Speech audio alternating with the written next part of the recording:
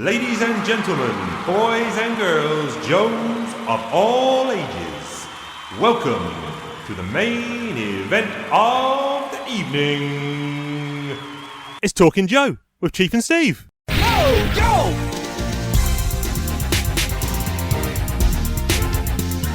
Yo, Joe!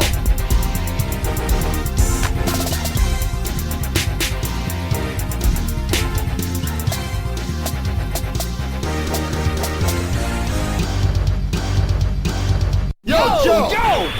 Hey, it's me, the Chief, joined by you. It's Job Rockin' 7, man. Why are we doing this? Good gravel in your voice right there. Oh, man.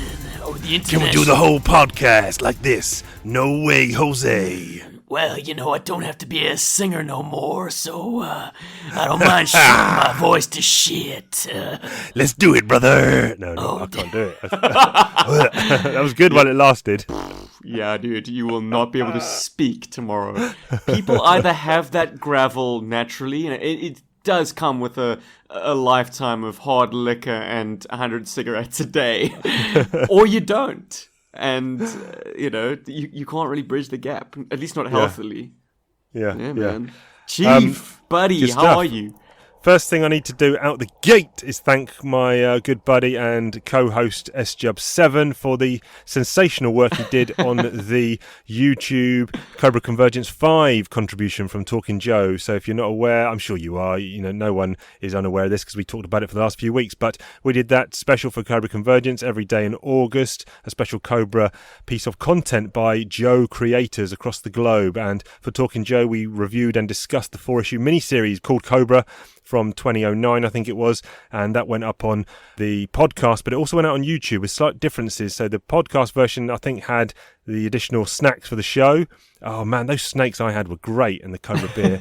And you had some crazy ones as well. And then for the YouTube one, we added in some dramatization of a few scenes from the book. So you get a little bit of extras no matter which version you're consuming there. But you did a great job putting all the visuals up for that YouTube one. So thanks for that, buddy. Oh, thanks, Chief. It was a blast. I'm glad we finally got it out the door, and I'm glad you let me kind of run with it. I mean, I hatched the plot to maybe dramatize some of the scenes and just kind of almost like that Metal Gear Solid style of like very little movement on the panel, but you know, all the drama is in the voice and the art style.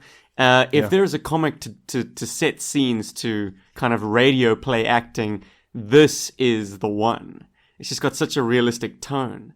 And I have to also pass on some congratulations and some props to my man Chief for tendering an excellent Hawk voice. Oh yeah. Well, no, it was okay. I'll give it 70%. But my favourite though was the standout. Your good self aside is the lovely young lady you got to voice Jinx from the episode 3. Jenny scene. Stead.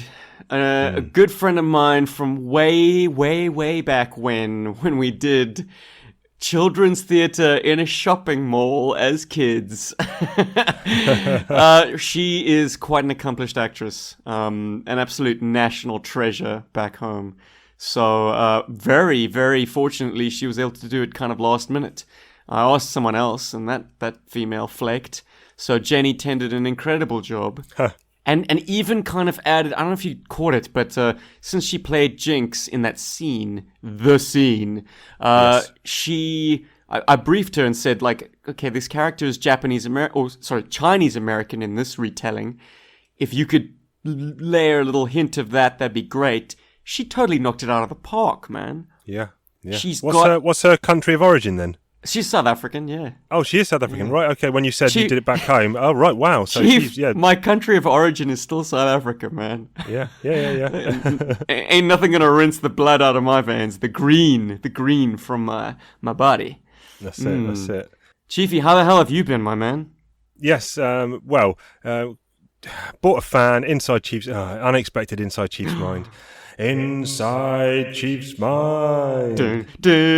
So it got up to, I don't know what sort of temperatures you're getting up there. I'm working in, centigrade, and it was 35 here. which is hot for the UK. And I bought a fan. It was £100 fan, and it kind of oscillates left, right, up, down. You can program the speeds up to 12 speeds.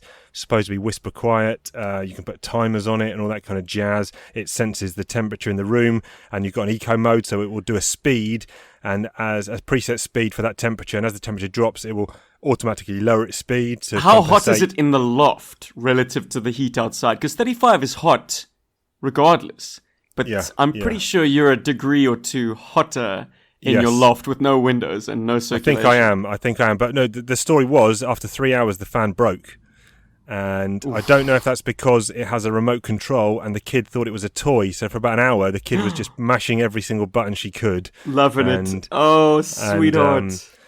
And so then You sent me a picture, mate. Oh, a video clip of Evelyn just like playing with all the fans. She's discovered this magical device. Yeah, she gave me the smallest one we had, the handheld one. Anyway, but no, suffice to say that now, 2 days later, it has mysteriously started working again, which is the good bit. Okay.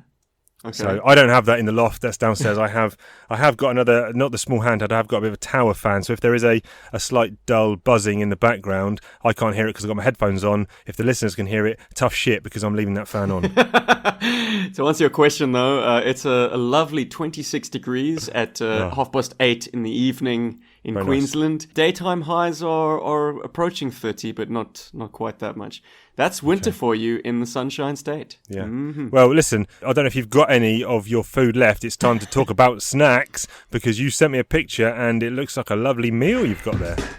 Potato chips, crisps, biscuits and candy, washing them down with a whiskey or a brandy, chewy sweets, cookies, built around jerky, snacks running fair because we got them at our mercy.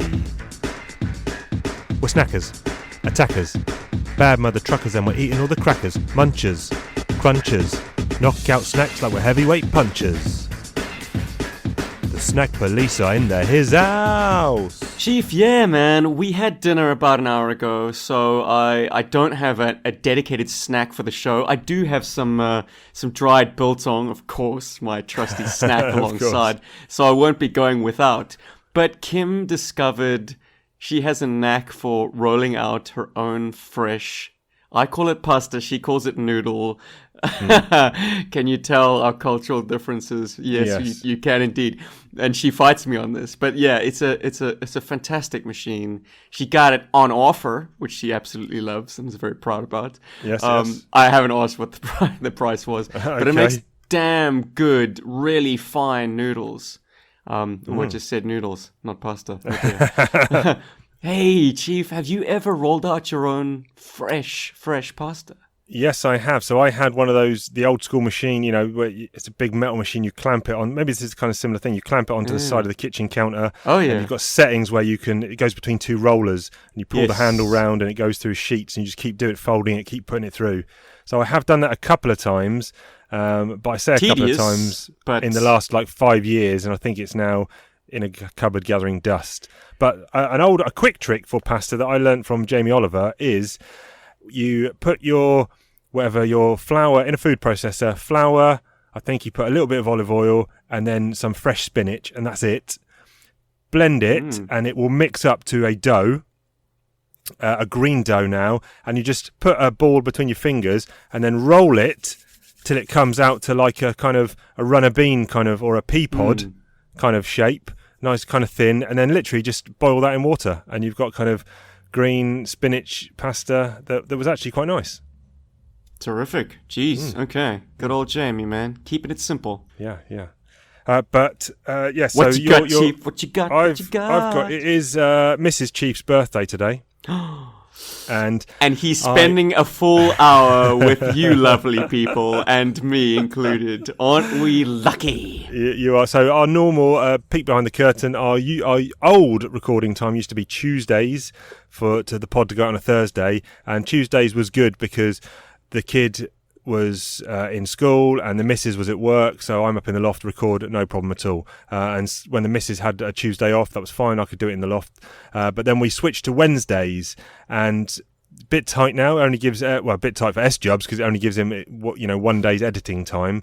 But today on the Wednesday in question, it is the missus' birthday. Excuse me, I've got the gravel from that opening still in my throat.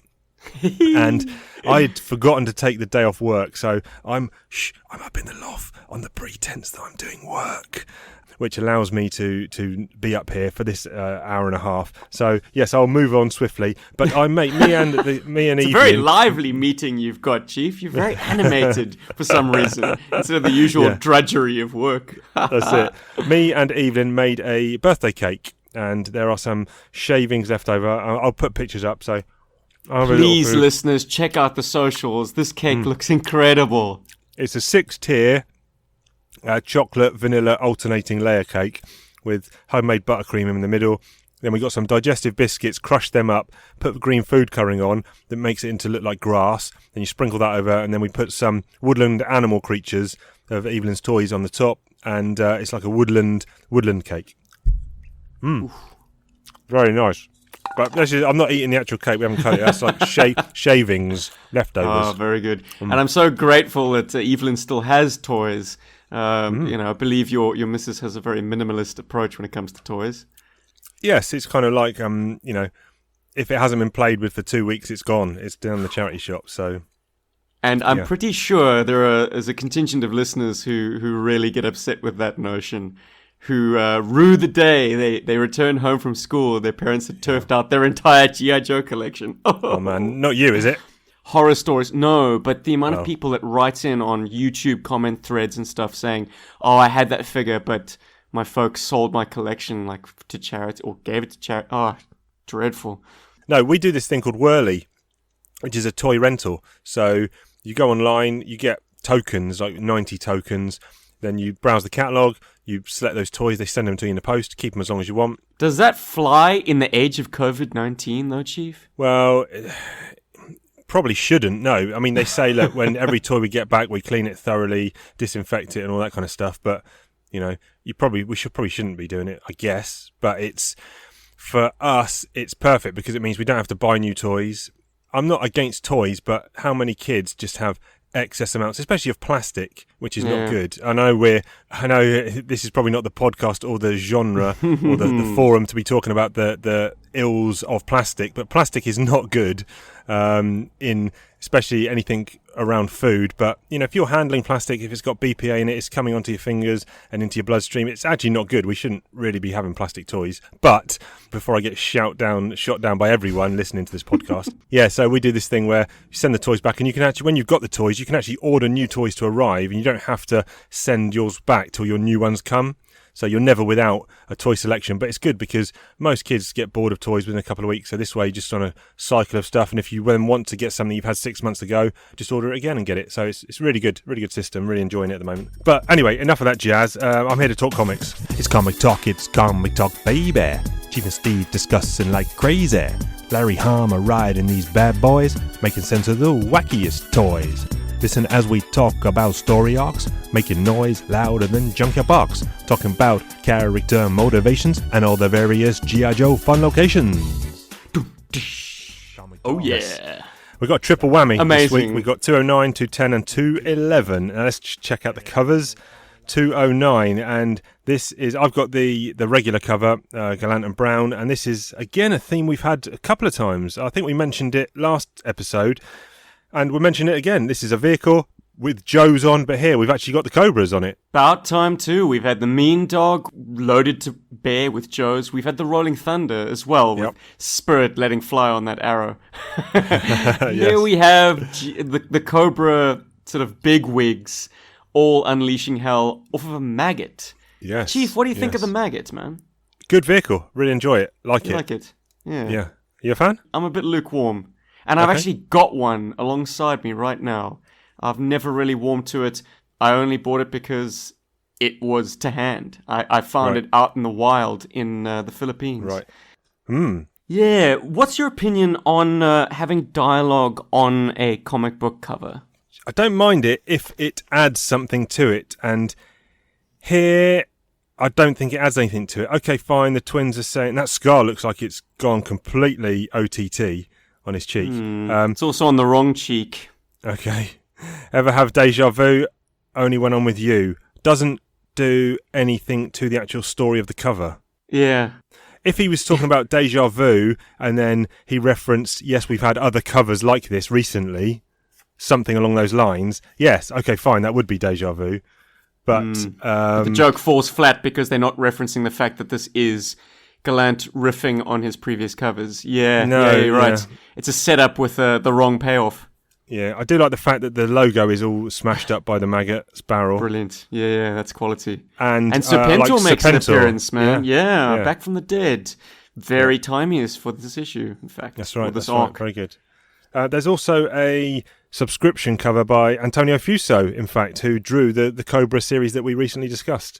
I love this cover so much, Chief. Yeah. I love it. I love it. Even the fact that Copperhead looks like a transformer. It does, yes. That is a little bit odd shaped, but it's good. Got a bit of menace about that cover, and these are the 3 kind of Cobra guys who crop up with Fred as well, so it is relevant to the issue.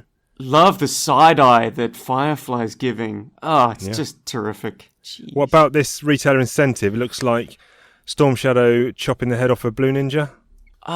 Could be Storm Shadow, it could be any number of similarly clad characters. There is another one that we'll get into that it could be. But Larry, I think, has forgotten that the Blue Ninjas don't run around with Arashikage hexagrams, because a detail that you've probably not been able to pick up on in your insert is the fact that the Blue Ninja getting its head chopped off has a hexagram on its back. Oh, yeah, I see that now. Yeah, you're right. I don't know. Yeah. It's a little bit erroneous. Yes. Let's move forward to number 210, and this is Serpentor busting out of his cryo chamber, or his Bacta tank, if you will. If it didn't say G.I. Joe and Larry Hama on top with Scarlet in the box, would you think this is a G.I. Joe cover? No, not at all. Yeah, man. It's very generic. It's, I guess, relevant to the G.I. Joe story, but like you say, it doesn't mean anything to the passerby. I love it, though. I'm not saying it's a bad cover at all. I think it's a great cover. Yeah, man. A little bit of nude Serpentor on the cover. Yeah. Woohoo. Yeah. Never get tired of seeing that. We get another Antonio Fuso subscription cover as well. I didn't know it was Fuso again. Thanks for pointing that out, Chief. Yeah, he's knocked it out of the park again. A little bit more abstract. It's like Cloak from Cloak and Dagger. Serpentor's cowl is kind of like swallowing up the city. Nice. Yeah. Good one. And then moving on to 211. A bit more of a straightforward cover. Joe vehicle with Joe's on board. Yeah, back into Gallant's wheelhouse, but he's once again knocked it out of the park in the details on the Wolverine. And the Wolverine is a tank or armored, not even armored vehicle, a sort of artillery weapon that does not get much page time, don't you think? Correct. It's a classic, but it's kind of an underutilized classic. Yeah, and it's a good vehicle in terms of kind of like, fast response attack vehicle, because it's very nimble, nippy. It's got the tread, so it's kind of an all-terrain vehicle as well. Highly armoured, a lot of ordnance there. So I think it's a great operator. And a great operator, damn. yeah. And Outback this vehicle is clearly moving, because look at all the stone chips being flown up on the ground by the treads. But he is just standing rock solid. So he's got his boots in some pegs or something. Who is he? George Washington. Damn, man. Yeah, he's totally got his boots on those foot pegs. That's it. So there's a couple of other covers as well. There's a Ron Wagner subscription cover, which is Serpentor in his full garb, minus cloak, with his boot on Cobra Commander's neck and lower jaw. It shouldn't be too hard to stomp on Cobra Commander. I mean, everyone else has been treating him like a doormat up to this point. He's easy pickings, yeah. And there's also, I've got a very small retailer exclusive cover by Jen Brommel and colours by Barry Gregory, which is kind of a sexed up Baroness poolside or seaside reading a book. Wahoo. Always Baroness, huh? She's always the go-to. No, that's cool. Sex sells. Yep. Before we get into the chunky meat inside these 3 issues, we do need to find out what's been going on recently. So, last time on A Real American Hero. After Pale Peony's death, G.I. Joe storm Revanche's Dublin facilities and stumble on more than they bargained for. Attack cyborgs of all sorts and the original host controlling android 921. The team barely make it out, but Pale Peony is finally avenged. Meanwhile, Cobra's sleeper agents both face road bumps. One is tested by his own family, while another gets a visit from Scrap Iron, Copperhead and Firefly. Chief, Scarlett is rocking the merch. On the very first page, she's got a mug that says, Joe's holding down the fort. Wadsworth. Brilliant. Top Brilliant. secret military organization, but they definitely have a Teespring. Yes. Early on here, there's quite a lot going on. I'll say this straight up front. This is probably some of the most buck wild, sci-fi-ish, superhero-ish G.I. Joe issues we've had, and I don't think I'm a fan. Yeah, Anyway.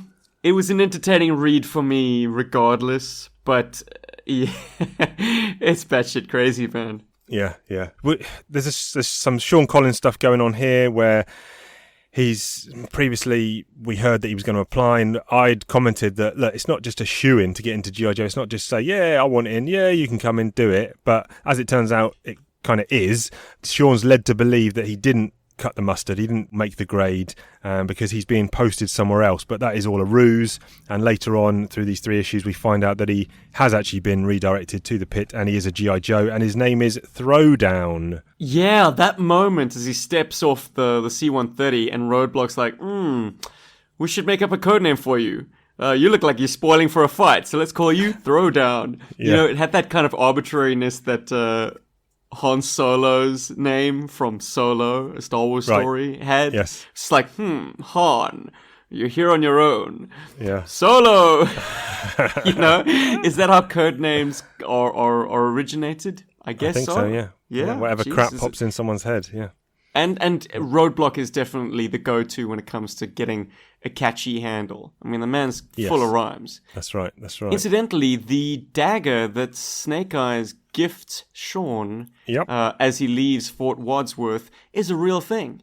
Designed by a pair of Brits in Shanghai in 1941. It's called the Sykes-Fairbairn dagger. It's about, 18 centimeters or 7 inches long, double-bladed, and was used to great effect throughout the war, and then is still in current use. Oh, wow. We don't often get much of a reference to the fact that Snake Eyes likes to collect vintage knives, No. particularly from the First World War. But, Yeah, we've seen his wall a couple of times, haven't we, of his spiked knuckle. Yeah, man. Not knives recently, and stuff. though. So Not recently, wonderful no. to see that that element of his sadistic character. Yeah. A lot of Crimson Guard activity across these issues, and the first Crimson Guard we see is one of the Malcolm series.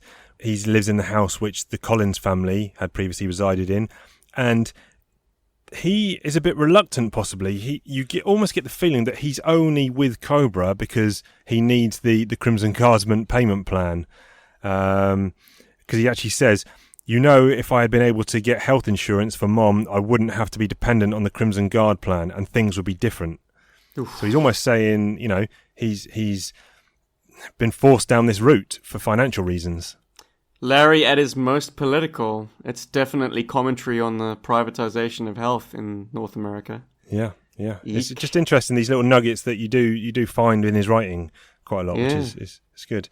We don't really hear any more from Malcolm across these 3 issues, but we do hear from Fred's as well as some other. In fact, at the end, I'm just going to skip forward. We'll go back and cover other stuff that's happened. But at the last page of issue 210, Mindbender and Cobra Commander are talking about stuff, and Mindbender says Cobra Commander talks about what's happening on the home front, and Mindbender says the Fred series CGs are all in place and ready. And I think, is that supposed to say Carol's? But it says the Carloses, Malcolms and Jennifers will be ready in 2 weeks, and the Tylers, Isabellas, Jadas and Amy's will be online the week after that. Should it be Carol's? Carloses. Is Carlos a word? Is Carlos a name? Oh, Carlos. Carlos's. Oh shit! Yeah, of course. There you go. Well done, Chief. If you want to know my honest opinion, I think you should just have the apostrophe after Carlos. That's what I was thinking. That's why I didn't read Carlos or a plural of Carlos, because they put the ES. I thought, but even Carol's would be the same. If it was Carol, it wouldn't have Carol's ES. Wouldn't have ES. Yeah, I don't know. Yeah, but yes, it's Carlos an interesting turn of phrase. You either do that or you do the apostrophe thing. Some people put an apostrophe after the S and then another S. Yeah, I've seen that as well.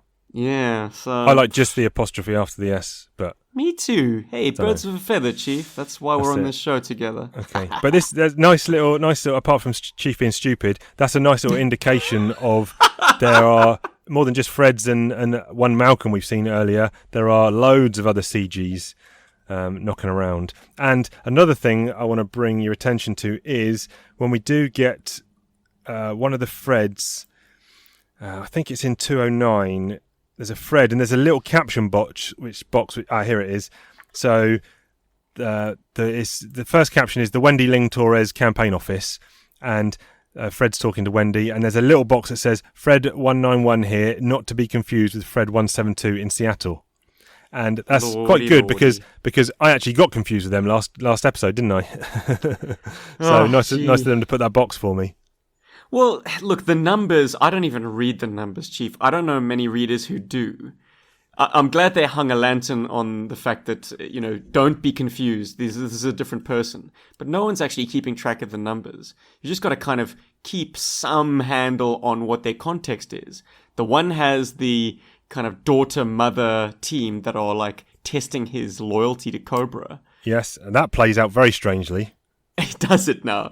Yeah, perhaps good in theory, but the execution could have done with some work. I remember I told you I loved that aspect, and I think it reached its kind of pinnacle in the previous issues, where it was suddenly thrown into doubt, like, oh, hang on, the females are like the really devout Cobras, and they're testing him. Yeah. Well, that's good. Let's talk about that now, because it left off there, and they were like, they made a call when he left, and they're like, oh shit! Well, I felt they're going to assassinate this guy because it felt sinister. He's not Cobra stock, and then it just goes 180, and he comes down and he's about to assassinate them. Or he actually pulls the trigger and goes through with it, only to then realise that the bullets have been replaced. But what led him to? I guess they said, let's start a new life. And he wavered and said maybe, but then them saying let's start a new life got to him, and he thought, oh, they're not Cobra stock, I better dispatch them. Totally clean and quick. Though, man, and then they just gloss it all over, and they're like, oh, let's just get back into business. What do you want with you? How many eggs do you want for your breakfast? Well, I like that aspect. It's like, okay, we're all on side, we're all true believers, we've all drunk the Kool-Aid, we can trust one another. Let's just get on with playing happy families, keeping up with the Joneses. Yeah. But, the overt monologuing about, and this is a tired trope, like replacing the bullets with blanks. They even go into the detail of putting in fake bullet heads, bullet tips, so that he wouldn't notice that it looks like a blank. Because obviously a blank doesn't look like live ammunition as you load it into the gun. It had a fake tip, but the tip vaporizes on exit because it's made of some kind of gelatine. And it's just like, tech. Wow, that is crazy, man. What if he decided to stab them or throttle them in their sleep? It's like... Or gas them or something, yeah. Oh, anyway, too many contrivances. Like I say, great in theory, and I love the females being these hard-ass bitches, but, the execution could have done with a little bit of tweaking. What about the other Fred 172 in... no, that was Fred 172. Fred 191. Don't sweat the numbers. Okay, the dude who blows up Wendy Ling Torres' campaign office and then gets... Well, no. That's what I first thought, but they're driving past an armory, and I thought they'd blow up the armory, not her campaign office. Okay. But again, I'm happy to be wrong. Look, I'm interested to see where this goes. Because, you're right, it is the Tri-County Armory that they're driving past and they blow it up, which, that is Firefly's MO, and perhaps to a certain extent, maybe Scrap Irons as well. But why Firefly needs this patsy, I don't know. It piques my interest. I'm going to see how it plays out, and hopefully listeners and Chief and me, we won't be disappointed. Yeah. We also find out the name of a new G.I. Joe task force. It's Team Mongoose, I think. And Team Mongoose is in charge of keeping an eye on this new alien technology under the pit in case things go wrong. They're almost like the backstop team to shut it down if it needs to get shut down. And this is where we also find out, we mentioned Roadblock earlier, and this is where we find out that Roadblock has been chosen as the Joe to almost control Serpentor's consciousness. And he's going to be hooked up. And there's a couple of interesting bits here where let me just find it. Joe and Jane are taking him through why he was selected. There was a survey carried out. One of the questions buried in the survey was, which of your teammates do you trust the most to make the correct ethical decision in a crisis situation? You got every vote except for one. And then it goes on, and then she says, the very fact that you didn't ask which Joe didn't vote for you is proof that you're the right one. So that led me to believe that he voted for himself. So if there was another Joe that didn't vote for him, Roadblock voted for himself. Or it just makes me think Jane's perhaps not the best lateral thinker in spite of perhaps her many PhDs. The fact that she didn't realize that, like, Roadblock was the person who didn't vote for Roadblock. Right, yeah. Only one Joe didn't vote for you, Roadblock. And he's like, he didn't question that because he was like, because it was I me, didn't vote dickhead. for me. Yeah. What the hell? Yeah, okay. But like I say, Chief, don't sweat the numbers, baby. No, but there's also another interesting bit later on where they're hooking him up, and he's actually already broken out. That cover for 210 happens, and he breaks out, and they have a big throwdown. And well, where was Throwdown during this throwdown? He's on another mission, but there's a couple of weird bits where Joe says Roadblock's about to tackle Serpentor, and he says, "Hold off, Roadblock! You don't know your own strength sometimes." Where's he got that from? I don't know. What? That's quite an assumption. There's some meta moments all over the place. Like, Roadblock actually hangs a lantern on the fact that, like, Joe and Jane are totally off script on this. Like, they are making it up as they go along, which is kind of Roadblock looking at the author saying, yeah, where's this going? Yeah. And then, to add insult to injury, after they finally got Serpentor back under lockdown, Jane says, there is a negative issue, which you should be aware of before you commit. There might be the possibility of some backflow leakage. Some of Serpentor might seep into your consciousness. All right, let's just plug you in. Where was that in the small print at the beginning? It didn't seem to trip up Storm Shadow much. I mean, he should be walking around with the consciousnesses of all the great leaders as well. Yeah. Oh, Chief, the regeneration tank. Where has that technology been? They put Serpentor in this Bacta tank-looking thing to regenerate his eye. And the whole time I'm thinking, man, that would have been really useful on maybe a Joe who has serious burns. Yeah.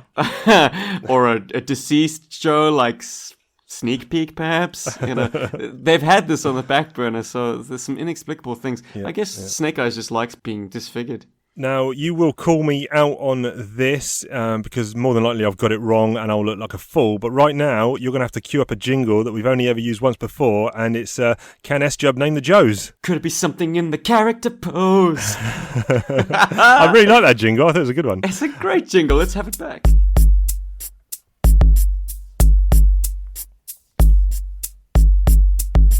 Here we go.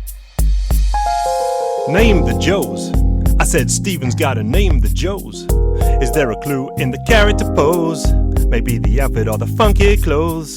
Do I spy a pair of pantyhose? Some facial hair or distinctive nose? Steven needs to ID the Joes. Knock 'em over like dominoes.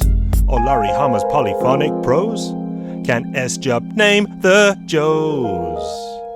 Listen, there's a team which is 5,000 feet over the dogleg between Prupistan and Rudatistan, Ron Rudatistan, and there's this team is going to scope out and recon a suspected revanche facility out in the desert, and they are in the C-130. Wild Bill and Dogfight in the pilot seats, and in the back I see 7 Joes next to the armoured vehicles. 6 of these Joes go on mission, and there's one Joe which says, I wish I was going in on the recon instead of just being the getaway driver. And I don't know who that is, because I see Outback, Throwdown, Cover Girl, Dusty, Bazooka, and Clutch. But who's the 7th one? I'm gonna go out on a limb and say Ripcord, probably acting as the load master for the C-130. Oh, he says, Jump Master. Jump Master, that's it. Yeah, Jump Master, we are at 15. So we're saying Ripcord is... But he's never actually name-checked. And then you do see him at the top of the next page. I guess that's him seeing the parachutes go. So you're saying Ripcord, yeah? I am saying Ripcord. Right. I'm gonna stake my name on it. It's nice to have someone with his level of expertise in paradrops kind of calling the shots, because that is his MO. Yes. It's just a pity that he's then not going to go on the further mission. Something that strikes me as odd. In a previous letters page on in issue 206, someone said like, "Oh, since Lift Ticket and Wild Bill was shot to pieces in the Tomahawk by was his name Ishmael?" Yes, or that's right. Yep. Whatever. Yep. The sniper in Olistan. Since they were shot, is it possible to see lesser used helicopter pilots like Updraft and Windmill? And Larry's like, yeah, sure. I think we should work in some recuperative time for injured personnel. But bam, he seems to have forgotten about that because there's Wild Bill.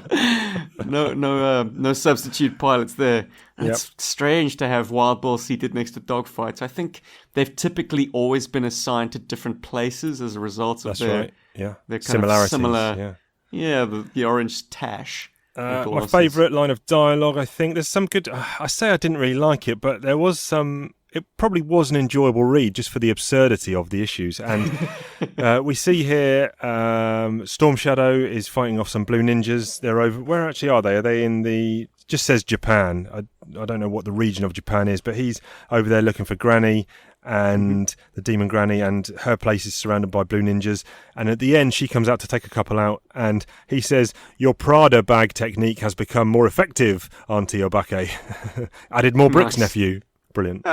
Where was that referenced before? It's not the first time characters have used handbags with bricks. Oh, I think it was one of the Fred wives. She had like a bag filled with grenades or something, and she just... When she, in the shopping mall, when she clocks Spirit and Blowtorch there, aren't they? In Rickford. Yeah, good one. But yeah, I like that one. That's quite cool. And we also Speaking of weapons, Storm Shadow... Okay, you go first, Chief. No, I was just going to say, why was he over there again, and why were all the blue ninjas here? To take Pale Peony's ashes back to the Arashikage dojo. Turns out she was actually Arashikage. She was trained by Demon Granny. Yes. And the blue ninjas are there because they want to do what? They want to destroy everything Arashikage yes. are very ineffective, perhaps uncharacteristically ineffective in doing so. It's interesting that Storm Shadow swaps out his katana for a monofilament weapon. He kind of drops the katana, takes up a dispatched blue ninja's weapon. But then in the very next issue, he's complaining about how his katana is being blunted by using it on all these blue ninjas. I'm like, dude, you should have just stuck with the fucking lightsaber. Yeah, that's it, man. Yeah, then if you thought that a BN001 wasn't enough, why not just have a BN002? Hey, trading up, man. Let's see if there are any improvements. It's an ugly piece of work, that's for sure. Sure is. Very comic book villain, hey? Yeah, very comic book villainy, and he's just there to kind of confront Cobra Commander to say, look, what's the plan? We're working together or what? And does anything really progress from that over these next couple of issues? I don't think it really does it? A lot of plots and subplots here that just are left to linger and kind of just meander along, I guess. But, nothing wrong with that, I suppose, as long as the good stuff is picked up. I suppose that the advantage of laying down loads of subplots is you've almost got an option as a writer for the next issue or the next few issues. Which one shall I now pick up the trail of? You can leave some scattered around. Chris Claremont was forever famous for doing that on his X-Men run of over 10 years, I think he was on the book, of just leaving countless hundreds and hundreds of starting subplots that would either not finish or would take 5, 6, 7 years to develop into something else. I think we're seeing a lot more of that from Larry now. I don't think we necessarily saw too much of it back in the Marvel run, but I think we're seeing more of it in the IDW run. Just laying groundwork. He's totally left to his own devices on the IDW run. For good or for ill, back in the Marvel days, he was still putting out a vibrantly supported Hasbro property. There were toys that he had to push. Here he's kind of doing as he pleases because I think the toy line was winding down at this stage. The movie toys were doing its own thing. That was also winding down. In fact, by 2014, I don't think there was much fresh product coming out of G.I. Joe. No. So, he gets to kind of pick and choose what aspects he wants to use. But to be honest, Chief, I think when he's under the pump of, I got to do a story about this guy, that Cobra, that vehicle, that's some of his most interesting stuff. It's yeah, I think so. the power of suggestion and like how the heck do I make a guy in a bird suit plausible in this fantastical Cobra organization? Yeah, see, a guy in a bird suit, even now, how stupid is that? But I still believe, when I read those issues, I'm sucked in. I believe it, and I'm fine with it. But when I see a kind of half cyborg drone plane thing that's coming out of the sky attacking, who is it? Is it Raymond? No, Ramon. What's his name? Ramon. I can't even remember what his name is. I don't know. Raymond. Budo's Padawan. Yeah, Tyrone's brother. When I see this thing coming flying out the sky, I'm just like, oh, God, what is going on here? Too true, Chief. And then some spider one attacks Granny later on as well in the next issue. It's like, I don't know. I've had a bit too much of these Blue Ninjas now. I was on their side, but now I'm not on their side. Oh dear, have I swayed you? No, I didn't have to sway you. Your own opinion has marinated on them. Chief, the debut of the Shadow Track. Did you ever have that toy? I did have that toy. Yeah, I did. Yeah. Wow. Okay. Chief talks about toys. Oh. It's good. I can't remember it, but it's good. Did it deploy wings like the AF vehicle from the year before? Or was it purely land-based? Ooh, you're asking the wrong man, unfortunately. Fair enough. Mind like a sieve, lost to the mists of time. That's it. Something quizzical about one of those Red Shadows troopers who says, yeah, I was with the Black Major on the Kalingaland tanker raid. Yes. He's like, all big and bad, mouthing off to the assembled, I don't know, the Cobra Sand Viper. I guess so, yeah. Yeah, misdesigned, and the Blue Ninja. But, didn't the Black Major escape that alone in a Roboskull? I thought he was the only survivor, but maybe one guy was in the drink and he bobbing around, and then someone came to pick him up, I guess. Which kind of flies in the face of the Red Shadows kind of fight to the last man. Yeah, suicide, doctrine, whatever. But hey, it's a new millennium, baby. Yeah. I'm prepared to let that one fly. I just thought I'd flag it for your opinion. No, good. About the Sand Viper. Yes, please. So that was actually a later G.I. Joe design, like from the 2000s. I've got a picture and I'll send it on to you, Chief. Oh dear. But, this is an omen for another segment, is it? No. This is just a bonus for now. We can put it up on the socials. But Sand Viper... what they've gone and done is taken a Desert Scorpion and recolored it to look like this Sand Viper character. I don't know what a Desert Scorpion is. Damn. Okay. 1991 figure. Came with a giant scorpion, actually, and various bits and bobs. Fascinating figure. If it was in any of these issues, maybe we should talk about it, but I'm going to say that this kind of straddles the both of them.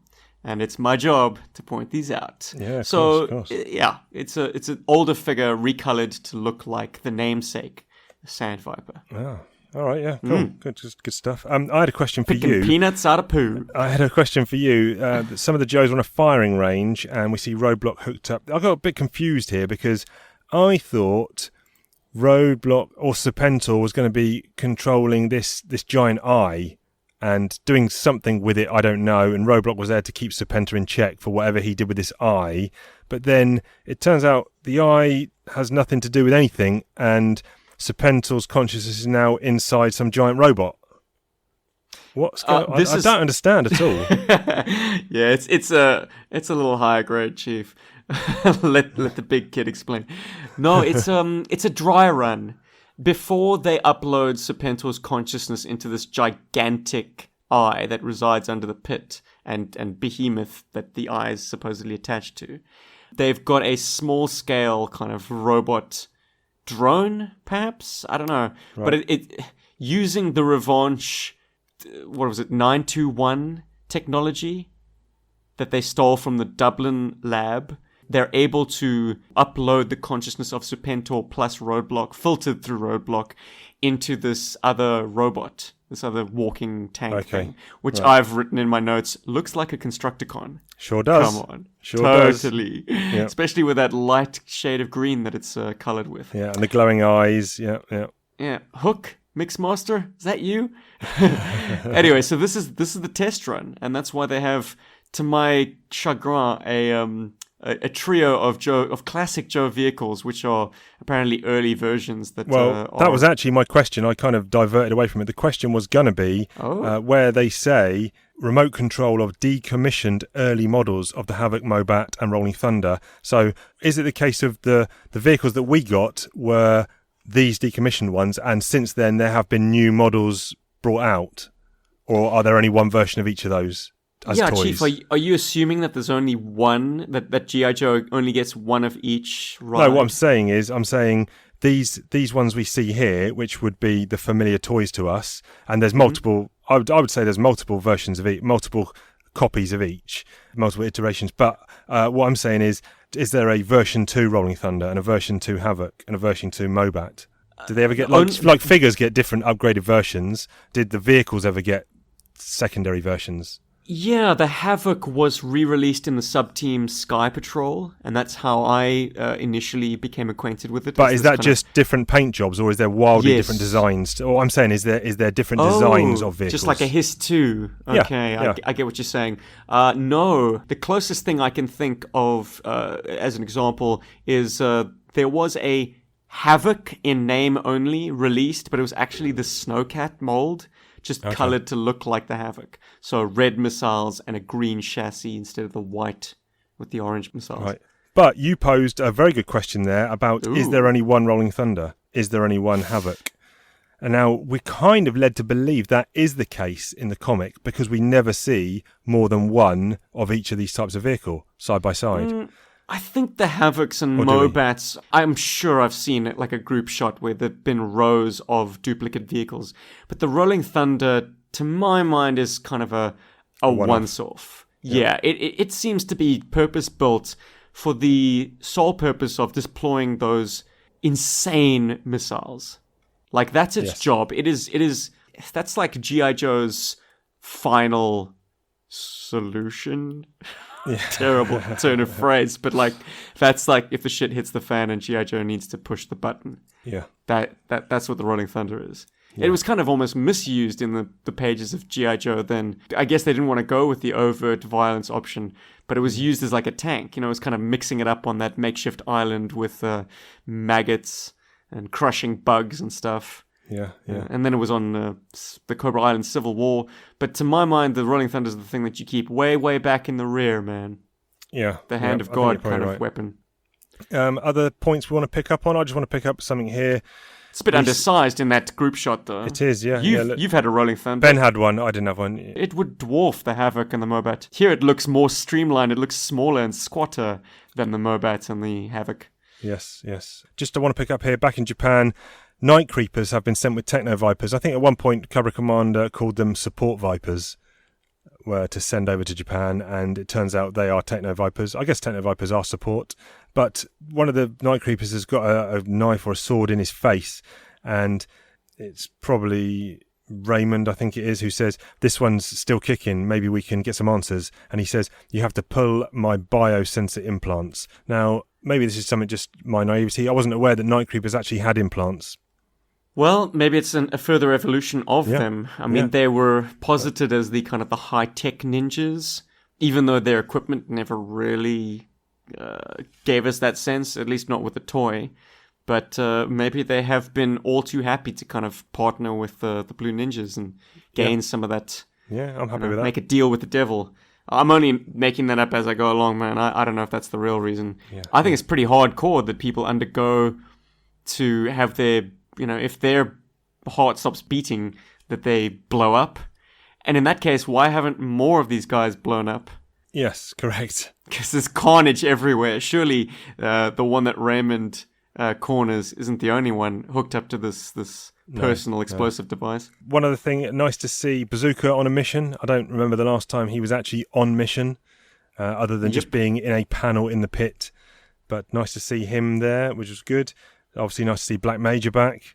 Like you say, Chief, it's not particularly critically acclaimed, shall we say. No. But it's fun. It kind of goes past you in a big flurry of color and action and personnel. You see a bunch of people so many characters that are being thrown at us, and Gallant is definitely up to the task of bringing all these designs to vibrant life. Do we Yojo it here or not? We probably can't. I mean, we know we've got a definitive 4-issue arc coming up next, which is 212 to 215, and we will actually be covering those 4 issues all as one on the next episode. We've got a special guest coming into the studio to help discuss those 4 issues, someone who was involved in producing those issues. So, and well, we might as well name it. SL Gallant is coming in, everyone. So to talk about, that's it, to talk about the Death of Snake Eyes, those 4 issues. So everyone buckle up, stay tuned, read those issues in prep for that.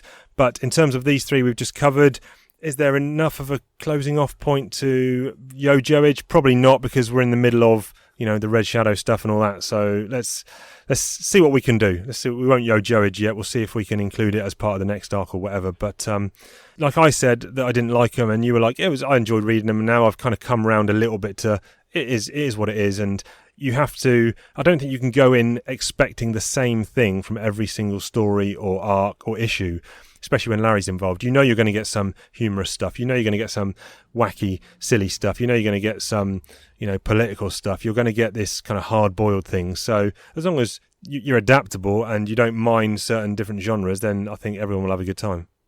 Oh, and you're also going to get toys, Chief. The Wolverine is so lovingly presented. Even got the sticker on the back saying Wolverine. So cool. Nice, As it's kind of about to tumble off the back of the C-130. Fantastic. Yep. Outback uses his included torch accessory. That sort of angle head torch when they're observing the map. Yeah, like, that kind of attention to detail blows my mind, man. Yeah, it shows such love and care for this IP, which, it's not even an IP that is still in existence. I mean, I am gushing about an accessory of a toy that was released onto the shelves at retail in 1987. It is so far gone defunct, but it's still lovingly brought to life in these pages. Yes, very much so. Listen, we mentioned toys briefly. 2 more toy updates here. Number 1, we hope you checked out Chief's Toy Box on G.I. Joe YouTube channel, which was me and my man S. Jubs, 35 minutes of digging through my box, picking out toys and discussing. And we will be recording, maybe tomorrow if you're free, recording episode 2 and putting that out. Well, we've got no schedule for that. It goes out when it goes out. We'll let you know when it's out and it's there. So potentially another couple of episodes to dig through my box. Hope you enjoyed that. But right now, if you want toys immediately, ASAP, up in your grill, you're in the right place, because it's time for Steve Talks Toys. Steve talks about toys, ho ho. Steve talks about G.I. Joe.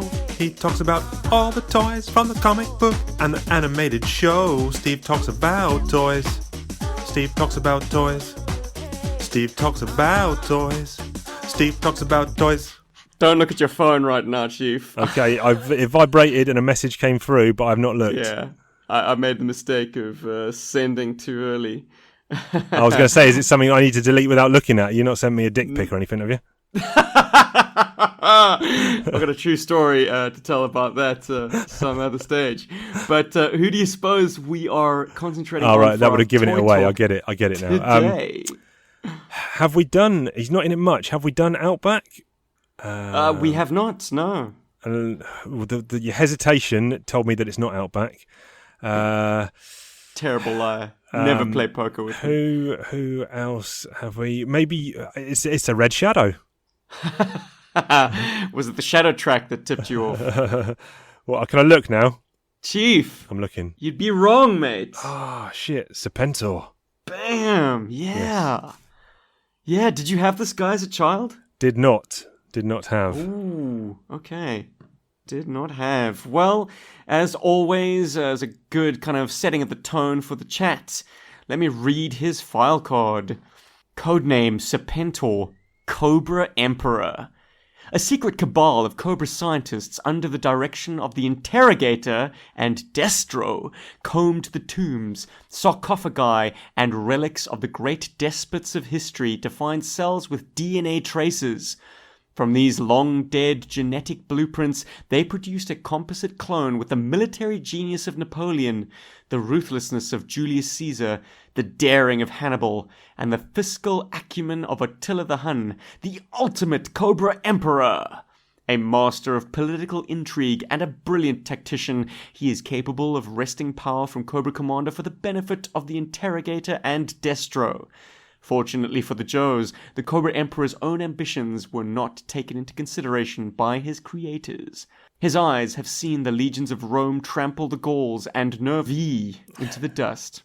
Whatever the hell that is. I don't know. His hand lifted the horsehair baton that signaled the first charge into the Carthaginian armored elephant phalanx. His ears have heard the rattle of French cuirassiers on the streets of Moscow. But his mind we must fear the most. The thoughts of the Cobra Emperor have not drifted from global conquest since the reign of King Solomon. Chief, not only is it a toy, a vehicle driver... It's a history lesson. It's a history. It's a whole mouthful of gigantic words that children would no doubt need to either be mystified or ask parents about or look up or all of the above. But also it's a play pattern. Like this file card gives you the idea of how this guy is supposed to be used. Yeah. He is wresting control from Cobra Commander, boom, to try and give it over to Destro and the Interrogator, which is actually the prototype codename for Dr. Mindbender. Yeah. But it also, this file card speaks of the fact that he ain't gonna play ball. Once Serpentor has wrestled power from Cobra Commander, he does not plan on giving it to Destro and Dr. Mindbender. Nope. He's going to play his own game. Yeah. So Cobra gets political intrigue. They always kind of teetered on the edge, but no one had ousted the number one head snake until Serpentor. Controversial figure, controversial character. What do you think of him, Chief? When I first saw him, probably in... When did the movie come out? 87. Yeah. Probably a little bit later in the UK. It was a straight to VHS release. I'm just trying to... Yes. And I'm just trying to wonder if my first introduction was the movie or the comic. I don't know. Possibly the movie, maybe. And even though... Yep, mine too. I wasn't into the... never watched the G.I. Joe cartoon. Just the movie was probably the only one I watched. And... I didn't like the character to begin with. I thought it was too wacky and too out there. He doesn't have much to do in the movie, to be honest. I mean, he gets incapacitated and taken prisoner, and then when he returns to Cobra Law, Globulus is kind of calling the shots. Right. Serpentor is very much the Darth Vader to the Grand Moff Tarkin. Emperor. Or Moff Tarkin, yeah. And it wasn't at a later date until I swung the other way and started to really, really, enjoy and like this character. I still do to this. I love Serpentor. I think he's great. Ah, nice. I didn't have the figure until last year. Okay. Right. That's when I got my first Serpentor. It was going for a song on a Singaporean kind of eBay equivalent. It's called Carousel. But the cool thing about it, and the cool thing about Singapore being, one island nation and everyone being so damn trustworthy there, you actually meet up in person, take a look at the goods, and if you like it, you pay cash on the spot. Yeah. No need to muck around with the postage or the possibility that the thing is defective. It's all very, very personable. Anyway, so this guy had immaculate condition Serpentor and Air Chariot from his own childhood, so only one owner. Wow, what a novelty. Jumped on it for that reason alone. Because, like you, the character I didn't feel much for in the early days. But now he adds that intriguing bit of spice, which I think maybe Larry has started to embrace. A very against type. He has reintroduced Serpentor into the mix. He hasn't done much other than throw a fit and get put down by Roadblock. But the fact that Larry is willing to address him at all speaks volumes. Yeah, definitely. Because, something that you and Ben remarked on in the early days of Talking Joe is the fact that, Serpentor pops out of the continuity for huge tracts of issues. He's really not the central focus like Cobra Commander was. So Larry's disdain for this character is evident. He did not like the idea that he was phasing out Cobra Commander because he always felt Cobra Commander was more interesting, more scheming, maniacal, and had a following. To suddenly turf him out because they needed to move a new toy seemed very counterintuitive for his narrative. But there always existed the possibility that Serpentor could become a very interesting character, and certainly he was in the early days. And he gave us the Cobra Civil War. He would not have existed if there hadn't been that ruction between him and Fred Seven. Yeah. Now, talk to me about the toy itself. Many variations of the same toy. The classic toy has a number of differences. Originally, the neck was painted. They did away with that and just kept the neck flesh tone for further releases because I think the paint wore off. That was the one theory. There are divided chins on the kind of the snake head, and there are flush chins. The snakes, the included snake accessory, has color variations up the wazoo. Even the date stamp on his butt, or his country of origin stamp, was changed from Hong Kong for the 1986 and 87s, I think, to then China for the mailaways as production moved from Hong Kong to China. Right. The vehicle might be worth talking about, albeit briefly. Yeah. Serpentor's very fragile, easily torn cape. It's not really a cape, is it? It kind of just goes over his arms. Yeah, like a shawl almost, yeah. Like, it's hilarious to me that the writers opted to make use of this in the movie because it was begging for it. The fact that cape dangles right above the intake fan on the air chariot. Yep. Come on. Just dying to happen. But I mean, the fact that it's just a ballsy thing, man. That air chariot is so exposed and so vulnerable. Unless it had some kind of personal shielding equipment, put your emperor on that to ride into battle. I suppose it does tie in nicely to the fact that he's got this kind of ancient bravado of riding on a chariot, literally a chariot into battle. Yeah, and it kind of fits his MO in one of the comics, it might be issue 50, where he jumps down and there's a fallen Cobra Trooper, doesn't he pick him up in his arms and kind of carry him back and shows the rest of the troops that he's the ultimate leader. He's there for them, supporting them, fighting alongside them. Hearts and minds, baby. Hearts and minds. Yep. Yeah, no, great stuff. Later versions, I don't think there's really much to be spoken about here. I've never had the 25th anniversary version to hand, but it does some weird things. Like, I suppose it doesn't really do some weird things. The original toy's construction was weird because you could never get that damn snake head off his face. And it kind of really put distance between you getting any kind of character out of this guy. Yeah, I agree. There was a comic pack version that used the original O-ring tooling, but the helmet, the snake head, was removable.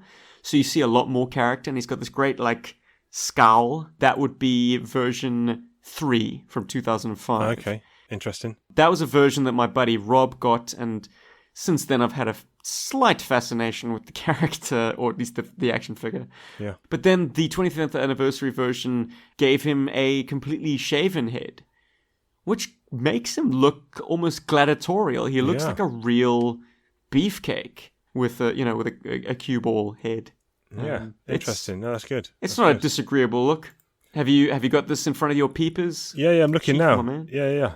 I think the character does look quite regal, and it kind of sets him apart from maybe even other members of the Cobra hierarchy. Oh, hell yeah. Although, if you think about it, they all do have features. So I guess Mindbender kind of has the shaved head, the twirly moustache, and the monocle. Destro although Destro, I'm putting him in with Cobra for the time being of that time period when he kind of was aligned with Cobra. He's got a silver face mask. Cobra Commander, obviously, the hood. Zartan has got, obviously a very funky look about him. So they all do have very distinct individual parts of their outfit to make them stand out. So, but I think Serpentor probably is the one that goes even further with, a headdress that has actual teeth coming out and the big Cobra hood, over the back, over the shoulders. And I don't know, I like the look of the figure. In terms of cultish iconography, if you're going to create this snake organization that has got a lot of cultish aspects, like Serpentor is that poster child, like almost pseudo-religious figure. Yeah. He's an emperor, therefore it is his God-given birthright to rule. Like there's something that transcends just the regular lines of leadership when it comes to Serpentor. He's created out of Cobra to lead Cobra. Yeah, very, very much so. He was almost like we've been working towards this. This will be the final nail in the coffin of society when we get him up and running. This is it. This is the last piece of the puzzle before Cobra dominance. Rod Wiggum even gave him like snake fangs in his introduction. Yeah. I can clearly see a close-up of Serpentor's visage by Mr. Wiggum, where he's got like very, very enlarged canines. Yeah. So part of his genetic soup might actually be this kind of almost snake-like reptilian, I don't know, mutancy. I'd like to think that maybe he does. And for an organisation called Cobra that has snake-named vehicles, is he perhaps the first Cobra figure to actually have snakes on his uniform, as whether they be symbols or adornments or anything? Because I can't think of any other figures or characters that actually had snake emblems or anything apart from the Cobra logo itself. You'd be right, Chief. Yeah, he was the first one to come with a snake. Subsequent figures have replicated that. Finally, we got a Cobra Commander. I think in the movie line, they came with a Cobra snake. Because it was always kind of like his Bond villain thing in the early issues. Like there was always like some kind of Cobra swanning about in Cobra Commander's lair. A staff or something. Around a globe. Yeah, that was great stuff. Like handing off this giant snake to an underling. Like, you take care of that. It's getting snappy. It's waking up. Its blood is warming. Yeah, man. But you're right. Serpentor was the first one to come with a snake in all its various colors. Wow, it is a headache trying to get all the variations. Even snakes on uniforms. No, there were no other troopers or characters that had even just like a snake tattoos or snakes on the uniform, even not discounting the actual physical snakes. But Serpentor, there you go. I wonder how long he'll be around in this run of the comics. Chief doesn't know because his memory is shot. And would I like to see him redressed in his original garb in the pages of the comics? Probably would, to be honest. Maybe that is a wish that will go unfulfilled. We shall find out, and you can find out with us, listeners. You'll probably know if you're aware of the issues anyway. But good stuff. Thank you very much for putting Serpentor back in our lives. And there'll be more toys next week. Right now, though, it's time to confuse people with Commonwealth colloquialisms, a.k.a. over egg in the pudding. I got it right this time. We got a pudding. We got a pudding. We're gonna over-egg that pudding. Ain't got no criticisms. We got some Commonwealth colloquialisms. Chief, I got a twofer for you when it comes to the Aussie, because they sound so similar. Arvo and Ambo. Okay, Arvo, A-R-V-O, means afternoon. Bravo! Okay. And what was the other one? Ambo. Ambo. Slightly more tricky. Ambo. Oh, give us a pint of Ambo. No. Hey, you going? I'll put you out your misery, mate. Do it. An Ambo is an ambulance. Ah, okay. Yes. There's a short form for everything in Aussie. Very good. Very good. Yep. Macca's. I'm gonna have one of these a bit later. I'm gonna have a butty. A butty. What? Butty. B-U-T-T-Y. A cake. Not a cake. No. A butty. No. A woman's arse. Well, it is a birthday, so anything's possible. The batty. So butty. No, I probably wouldn't say butty. I'd probably put another word in front of it, which will just give it away. But it is commonly referred to as a butty. But the two most common butties in the UK would be a chip butty or a bacon butty. Like a roll. So it is just effectively it is just a sandwich or a roll. So it's a buttered. The butty refers to the butter. So it's just a heavily buttered roll, soft roll, or a sandwich, and then just a bacon. So a bacon sandwich, or quite common in the UK, a chip butty. So as in potato, as in chips, not fries, not as in crisps, but UK version of chips inside a heavily buttered roll or sandwich. Yeah.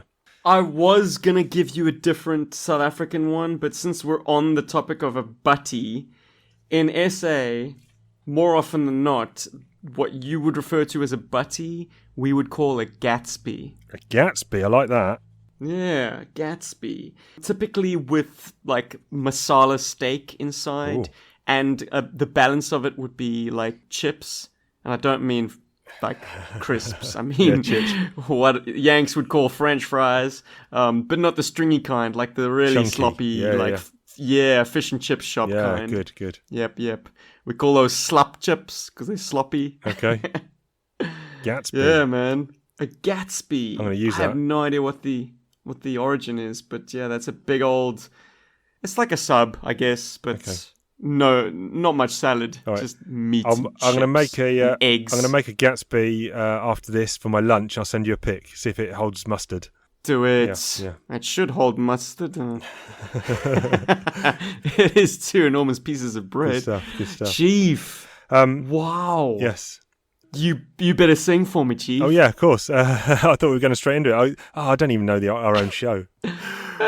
We asked you a question, listeners across all the social media platforms, and you responded, as you always do, with some good responses that came to us that we're going to read out some of them because we asked you a question. Some platforms did better than others. Yes. Well, this is interesting because the question was, what is your favourite animated movie? And we wanted 2. We wanted traditionally, animated, traditional style, and then CGI, maybe some, graphical, computer graphic generated imagery for, I don't know what I'm talking about here. Basically 2 types of animated movie we wanted. And the question we had last week, I've mentioned to Steve off air before he came on, the question last week, the response was heavily weighted to Instagram, and 70 responses in terms of, I don't even know what the question was. Oh yeah, who's the most underrated G.I. Joe content creators out there? And Instagram weighed in the heaviest. But for this week, the Facebook Talking Joe page seemed to be the one that was far and away the most activity. Yeah, man. I think the only thing I can draw from that is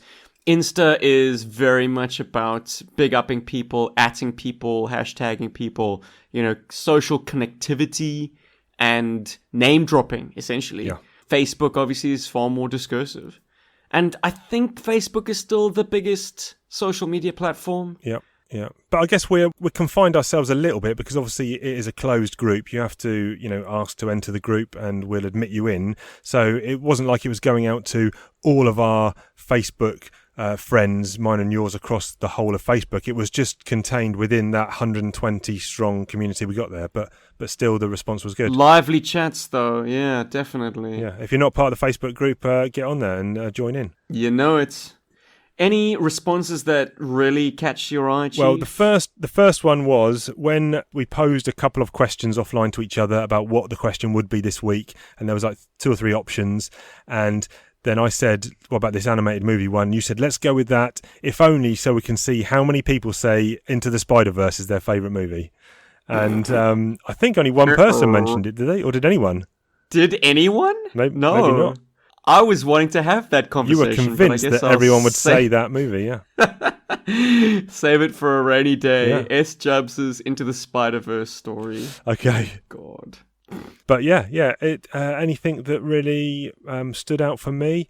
Well, lots of movies that I either A, haven't seen or even hadn't heard of. So that was good. So as always, I use these questions as a bit of help for Chief. So as with content creators that I wasn't aware of, bang, I'm now following those or looking at their work. And here, from looking at these movie responses, that's cool. I've now got a backlist of movies for me to actually dig out and watch. So that's good. So partially selfish on my part. But yeah, I don't know. Anything that stood out? Well, I'm going to shout out my man Andrew Hyatt, who loved the Robin Hood from the late 70s, where Robin Hood is played by a fox. Yeah.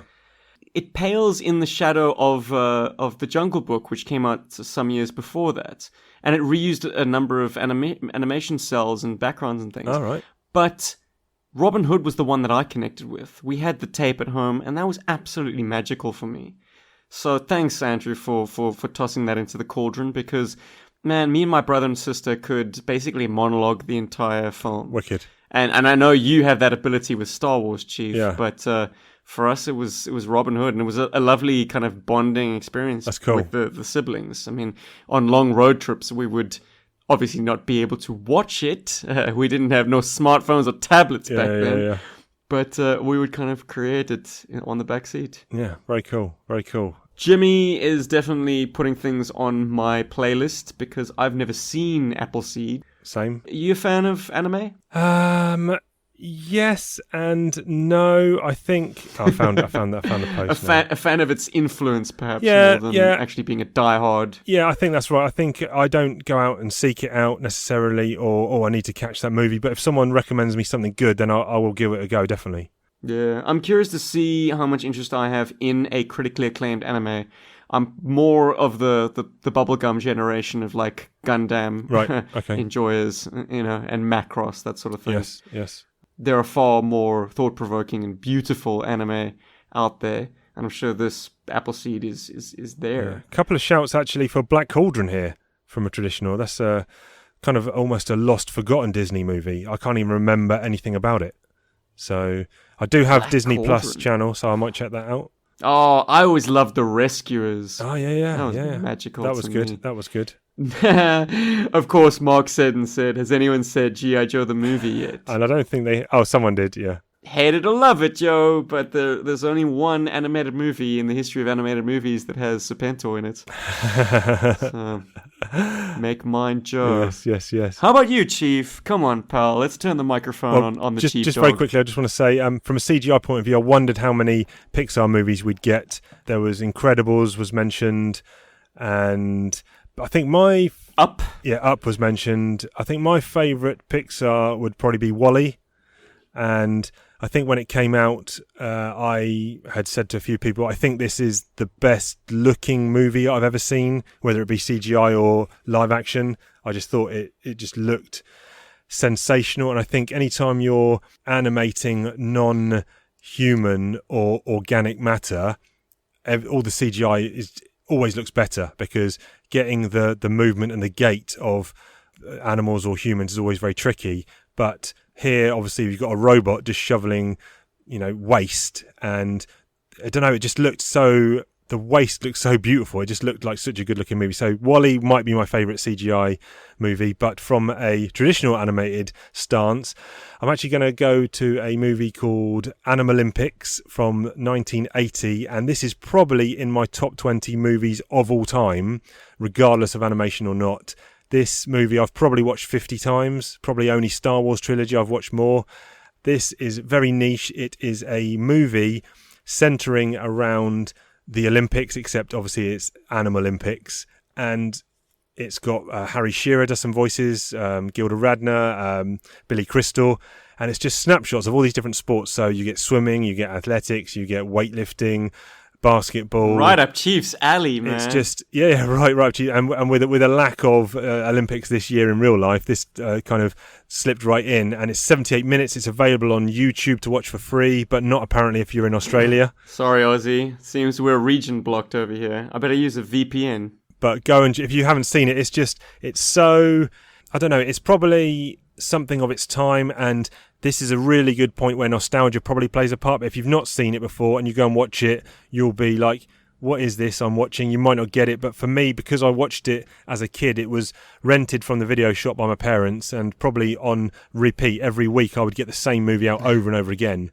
And so it was just part of me growing up watching this movie that none of my friends had watched. No one knows about this movie apart from me, it seems. Although you said to me offline that you remember watching this. Yeah, Chief. I had it on tape. I taped it off TV. Yeah. But of course, I missed the start of it. Right. And then someone taped over like the last 10 minutes. So I had this like snapshot of Animalympics. And like you, I think I must have watched it about 50 times.